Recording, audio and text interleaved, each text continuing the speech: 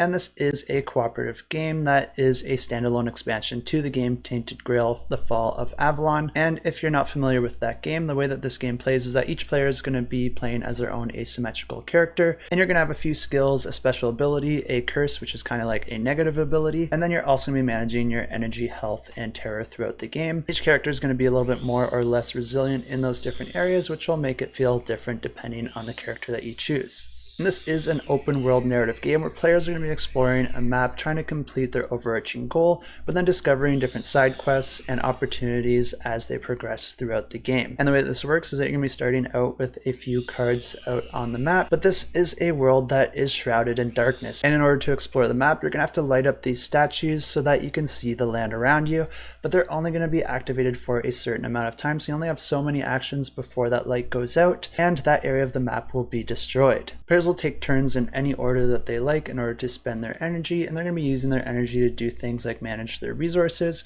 move around on the board, interact with the areas on the board, or use that individual space's special ability, because each of the cards will have abilities and actions that you can use. But players can also perform an explore action on any of these locations, which allows you to flip that card over and have a little bit of narrative on the back, and then it's going to guide you to one of the pages in the overarching journal. And this is going to present more narrative, some options, and skill checks that the players might want to explore. And it could even instruct players to check off boxes on the game state sheet, which will change the outcome of future decisions, depending on which boxes are checked off by the time that you get there. Combat in this game is really interesting because each of the enemies will have an enemy card, and normally the faster you defeat them, the better the outcome is for you and the better results you'll get. But each of the enemy cards will have a few icons on the right side of the card, and you're going to be trying to match those up in order to get additional actions that you can then use to help your side of the battle. But you only have limited cards that you can play, so you're going to be trying to match up icons that allow you to gain more cards or play more cards, while also trying to match up icons to deal damage. So you'll really want to think about the order that you're playing these cards and the cards that you have available anytime that you're going into a battle, because this is a huge part of the combat and will dictate whether you win or lose. And this is a game that's known to have a really solid narrative. It's really well written and really well presented.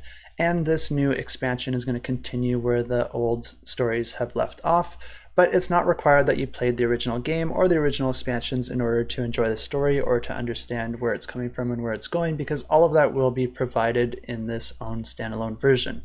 And this version of the game will play very similar to the way that the original game played, so there's not a whole lot changing in the gameplay, but there is going to be a new way that you can explore the map. And if you do want that original experience, this campaign will also be offering the second edition. And before I forget to mention it, this one is our Discord pick of the week, and it's no surprise because this one's a game that got a lot of love. It looks amazing. Pretty much every detail of this is really well polished. The only complaint I've really heard about this game is that the combat can be a little AP inducing. So if you are playing with, say, another 3 players, you could have longer turns as players are trying to decide what they want to do.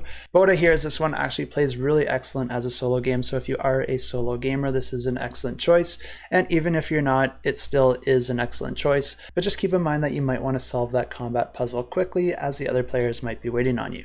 And if you sign up to get notified ahead of time, you're going to get an additional companion added to your pledge completely for free if you decide to back it, so I definitely recommend subscribing if this one remotely interests you, and I have links to this campaign and all the others in the description below.